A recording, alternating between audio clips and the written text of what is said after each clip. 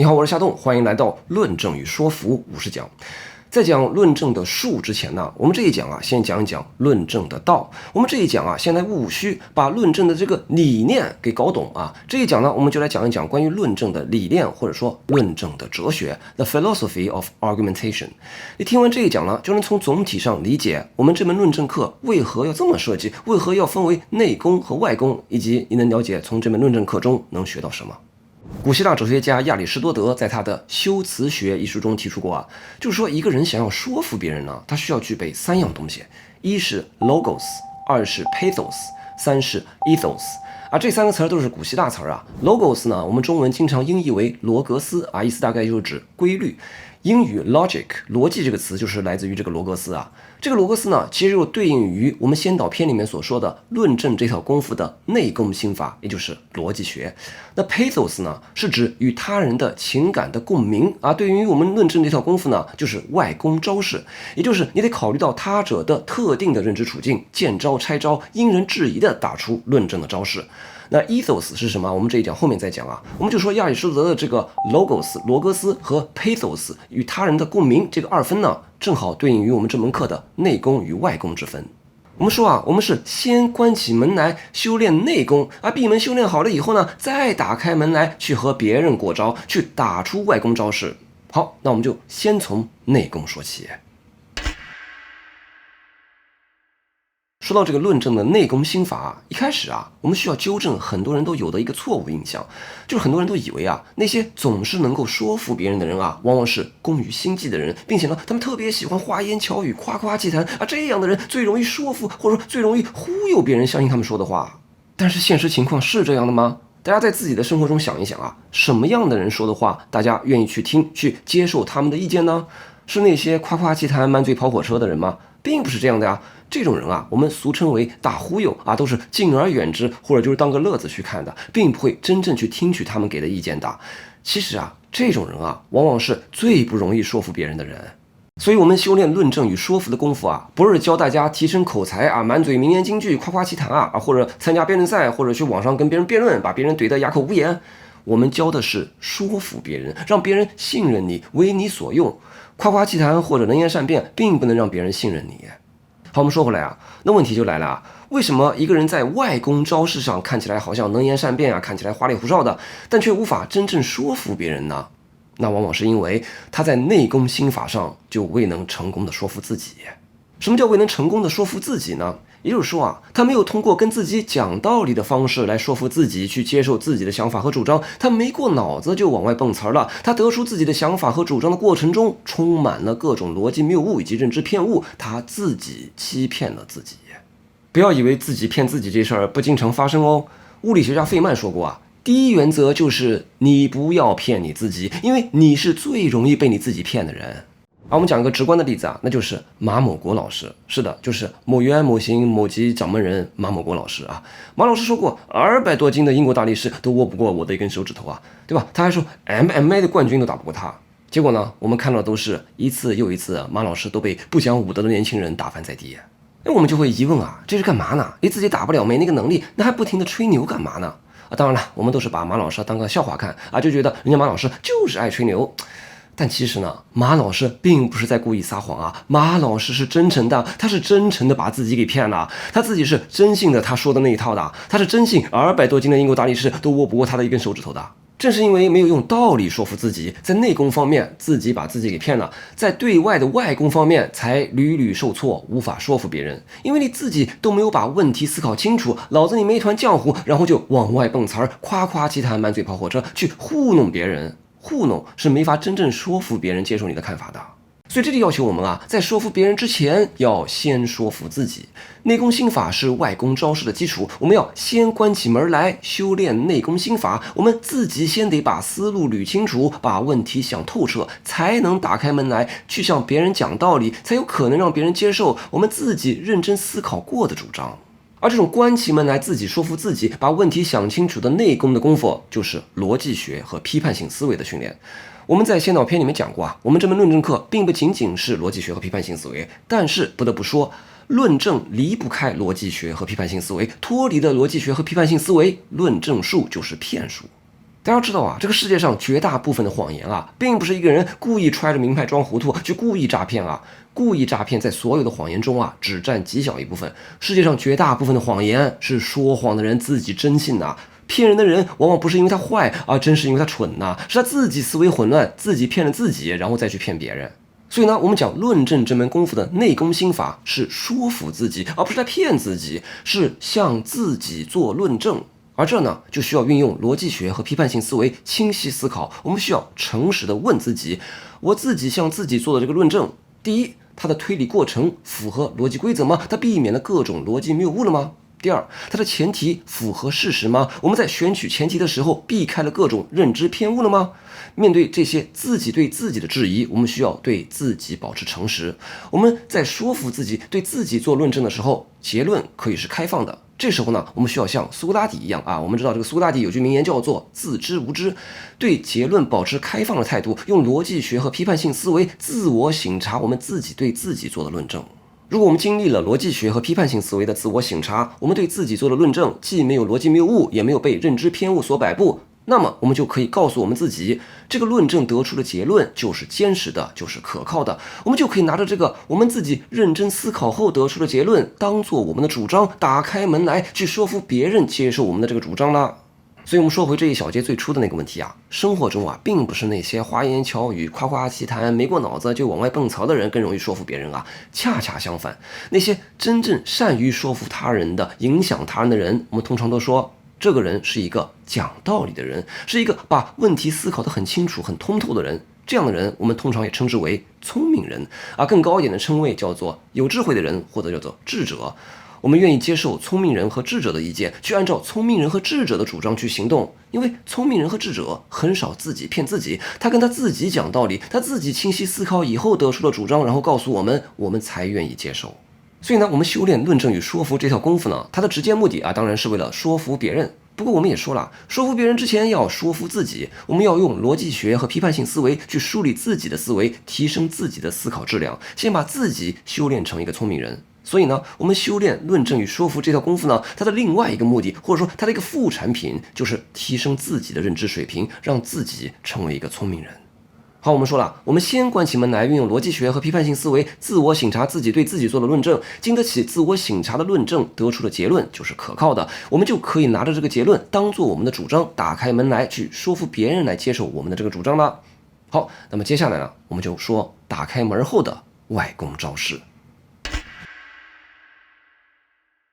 这个内功心法是不以他人的处境为转移的，就是论证要符合逻辑，无论你是向谁做论证啊，你给出的论证必须是要符合逻辑的，而且是符合同一种逻辑啊。因此呢，逻辑学是普世的，因此内功心法是我们关起门来闭关修炼就能学会的。但是这个外功招式可就不一样了，你打开门以后去说服别人，你要打出什么样具体的招式，具体拿什么样的理由来说服别人，这可就没有像逻辑学一样确定的普世的法则了。你得根据他人特定的认知处境，因人制宜的给出特定的理由去说服他人。哪有人就要问啊，我们刚刚讲内功的时候不是已经说了吗？我们关起门来的时候啊，不是已经自己向自己做了一个论证了吗？并且呢，这个论证我们已经运用了逻辑学和批判性思维省察过了啊，自己家里面的小黑板上的思维导图还画得特别清晰明了，这不就是一个现成的可靠的论证了吗？我们就可以直接拿我们独自在家里面自己能够说服自己的理由，然后一五一十的再复述一遍啊，这个 PPT 也给整上，思维导图也当别人的面再画一遍，然后别人不就能够被我说服了吗？这样难道不行吗？答案是不行。否则的话，论证这套功夫啊，那就只有内功而没有外功了。就是哪怕你是自己经过反复的、仔细的、认真的思考以后得出的结论啊，你也不能拿你当初说服你自己的理由直接去说服别人，你得根据那个你想要说服的特定对象的特定的认知处境去进行适当的调整和修改。而这倒不是说你要硬编出什么瞎话来忽悠别人啊，而是说啊，这个人和人之间的认知处境真的是不一样的，就是有些理由能够说服一些人，而同样的理由对于另外一些人来说就完全 get 不到啊。就比如说呢，一般情况下，人应当多读书，提高自己的知识水平，这么一个主张，听起来没有任何毛病，对吧？但是呢，你去说服一个博士生你应当多读书，和你去说服一个小学生你应当多读书，能用一样的理由吗？那显然不能嘛。你能说服博士生多读书的理由，就比如说啊，知识是这个世界上最具有确定性的追求，其他的功名利禄总是具有不确定性的。但学习知识，只要你愿意学，你就能收获长进。因此，读书学习这种具有确定性的善，总是值得追求的。请问这样的理由，你说给小学生听，他能 get 到吗？所以呢，正是因为人与人的认知处境是不一样的，哪怕你的主张再正确，你也需要根据对方特定的处境而给出特定的理由。这就是外功招式的精髓之所在。就是同样的武功呢，打出的招式呢，却是因人而异的，时而刚猛有力，时而柔和婉转，时而迅猛凌厉，时而沉稳厚重。总之呢，招式是变化多端的，并不存在一种普世的论证公式，对着张三论证一通有效，然后复制粘贴对李四也能奏效。我们并不能拿说服自己的理由原封不动的去说服他人，归根结底就其根本原因就是因为他心问题的存在。他心问题简单说也就是人心之间并不直接相通，也就是我们中国老百姓说的人心隔肚皮。试想啊，就如果我们地球人也像刘慈欣的小说《三体》里面的三体人那样啊，这个三体人的人心之间是直接互通的啊，只要这个三体人一动念啊，另外一个三体人瞬间就 get 到对方内心的意思了。那你觉得三体人需要做论证吗？不需要的嘛，三体人只要一起心动念就完成说服了啊！我只需要搁那儿蹦想法，就直接发功就能说服别人了。三体人不需要做论证。但是人类不一样啊，人类要传达自己的想法，必须通过语言，而一旦使用语言，就不可避免地牵涉到修辞学。哪怕都符合逻辑，有些表达方式就更容易让人接受，有些表达方式就不容易让人接受。所以论证的外功修炼就在于要对特定的人做出符合他特定认知的论证。其实啊，我们做互联网行业的就有一个从业要求，那就是要有用户思维，就是要站在用户的角度去思考问题，去看待他的需求。因为你做的产品，你产出的内容是为用户做的，如果用户不买单，那你做的这个产品啊、内容啊，不就相当于白做了吗？同理呢，我们做论证也要有用户思维，要有他者意识。我们做论证啊，是为了说服他者的，所以呢，我们就需要从他者的认知处境出发，去组织语言，去提供他能够理解的理由。其实啊，我们做的那个大问题 dialectic 的哲学节目呢，也深有此感。市面上已有的哲学内容呢，大多都是哲学家写的哲学书，他们的用户呢，大多是同行学者，属于是小圈子交流。所以呢，我们大部分人才会觉得啊，哲学都是特别晦涩难懂的。而我们做的那个大问题这个哲学节目呢，我们的目标用户是非哲学专业的人，所以我们做节目的时候啊，就不能直接拿着什么哲学术语啊，比如说什么此在、什么先天综合判断、什么他异性，直接说给观众听啊，说什么因为康德提出过先天综合判断啊，所以什么什么什么。哪里做的这个节目啊，就很少会有人看，那只有哲学系的人才会看，大部分非专业的人啊，就不知道你在说什么，这就是失败的节目，失败的论证。不单单是做互联网行业的人得有用户思维啊，任何试图说服和影响他人的人都需要建立用户思维。你每次想要说服和影响别人的时候啊，你都首先要问自己，他是谁，他的需求是什么。比如说做销售，你就要搞清楚你的顾客他们在想什么，他们想要什么。比如说你想要向顾客推销一款照相机，推销的时候呢，你扯了一大堆什么光学原理啊，什么光圈，什么快门，什么 ISO 感光度啊，以及什么读德大学、刀锐奶化这样的黑话都用上了。但是你要搞清楚你的顾客是谁啊。如果你面对的是那些摄影发烧友还行啊，但是如果你是在某消费平台进行直播啊，直播的观众大部分是年轻的爱美女士，她们买相机呢，主要是为了自拍以及拍旅游风景照啊，那你不如换成说色彩更饱和，人拍起来更美，那这样的理由或许更有说服力。当然啊，面对不同的细分用户，采取不同的营销策略，这在商业领域已经是常识了。那也许有人就会质疑的，我们现在说的是论证如果把市场营销里面的所谓什么差异化营销、大数据营销那一套拿到论证这里来用的话，那不就是诡辩术了吗？见人说人话，见鬼说鬼话，那不就落入相对主义了吗？这世界不就没有真理，只有营销了吗？并不是这样的，我们并不认为这世界没有真理，只不过呢，我们认为这个世界没有那种绝对的、超越的、出自于普世的上帝般的真理，有的呢，只是一种人与人之间达成的，主体与主体之间达成的主体坚信的真理。追求主体坚信的真理是我们这门论证课的主要哲学理念啊。我们这门课后面会多次回到这个理念上来啊。这里简单理解啊，这个主体坚信的真理啊，就是通过人与人之间、主体与主体之间不停的对话、论证而商量出来的一种共识。它没有上帝做保障啊，但它依然是真实的。它的真实性是由人与人之间不停的互相对话、互相商量、互相论证而论证出来的一种共识性的真理。不存在上帝式的真理，只存在主体坚信的真理。归根结底是因为他心问题的存在，我们只能用语言进行对话，而任何对话对象都是具体的人、特定的人，是处在特定处境中的人。这个世界上啊是没有普世的人和抽象的人的，不存在与普世的人的对话，不存在与上帝的对话。对上帝诉说的语言呢，只能是我们在打开门练外功之前，在自家小房间进行的逻辑独白。那问题又来了，主体间性的真理追求的是不同处境的人之间通过对话和论证达成的共识。问题来了啊，我们凭什么相信人与人之间通过对话和论证能达成共识呢？那人与人之间为什么不是各说各话，永远也达不成共识呢？我们之所以相信主体与主体之间能达成共识，是因为论证的内心功法是普世的，也就是逻辑是普世的。所谓人同此心，心同此理，同的就是这个逻辑之理。但话说回来啊，由于他心问题的存在，人与人的处境却又是不同的。人虽然同此心，但人心之间并不是直接相通的，我们只能诉诸于语言进行修辞，而这恰恰也就是人需要做论证的原因。因为人心之间并不直接相通，所以我们才需要诉诸语言和修辞来做论证，通过做论证达成主体间性的共识。另一方面呢，恰恰也正是因为人心之间虽然并不直接相通，但人同此心，心同此理，我们在关起门来的逻辑独白是普世共通的，这也为人与人之间通过做论证达成共识奠定了基础。好，我这啰里啰嗦说了半天啊，想说的意思其实就是说啊，我们在打开门之后去打出论证的外功招式，要有用户思维，要有他者意识，因为我们做论证啊，是为了说服处于特定处境中的特定的人，而我们之所以能够说服特定处境中的特定的人，从而达成共识，是因为我们在打开门之前所面临的逻辑之理是共同的。说这些呢，也就是为了说明啊，论证这门功夫的内功与外功啊，是你中有我，我中有你的二而一的关系。内功与外功两者是不可割裂的啊！我们只是为了讲课和学习的方便啊，把内功和外功啊拆成两个部分来讲啊，但实际上二者是不可割裂的。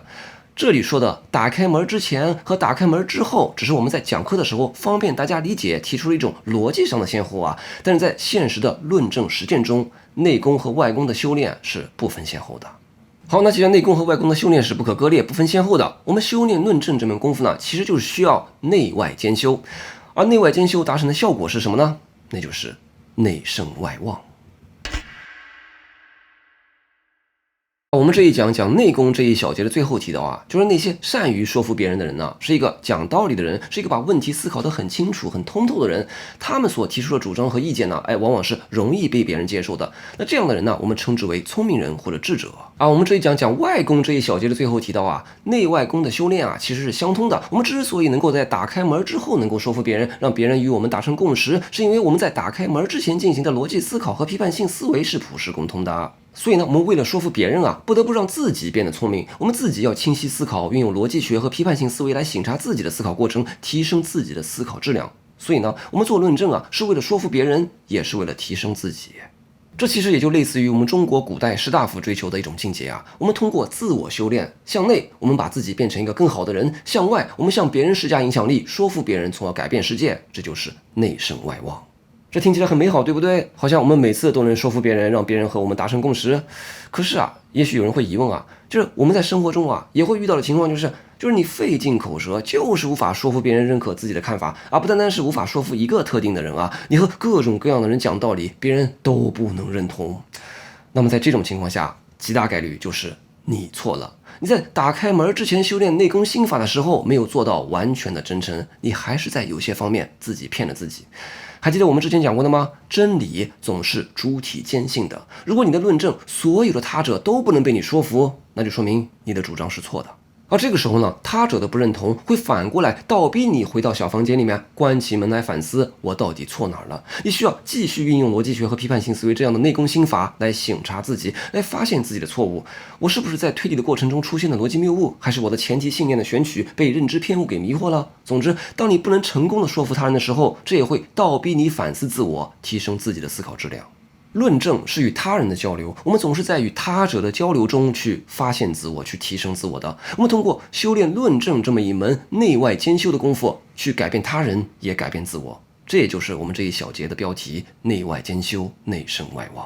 最后呢，我们说回到这一讲一开始提到的亚里士多德说的，一个人想要说服他人需要具备的3样东西： logos、pathos 和 ethos 啊。我们说了 logos 更多是指逻辑啊，对应于我们论证的内功心法。pathos 呢是与他人的共鸣，对应于论证的外功招式。这个 ethos 是什么？我们之前没讲啊。这个 ethos 的意思呢，是指信誉和权威，或者是指声望和影响力。一个有声望和影响力的人，往往是容易说服别人的。就像我们之前讲的，聪明人和智者，因为他们积累的声望和影响力，别人就更愿意听从他们给的意见啊。越是有 ethos 的人，越是容易通过论证说服别人；越是善于通过论证说服别人的人，他就会积累更多的 ethos。所以，论证是什么呢？论证就是通过 logos 和 pathos 的内外兼修，最终为自己塑造出更多的 ethos， 把自己塑造成一个更好的人，也因此更能影响他人，改变世界。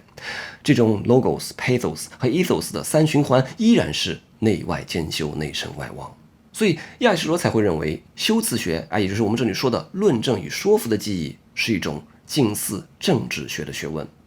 好，我们这一讲的务虚就不到这儿，下一讲啊，我们就开始讲一些实在的外功招式。我是夏冬，论证与说服，我们下一讲再见。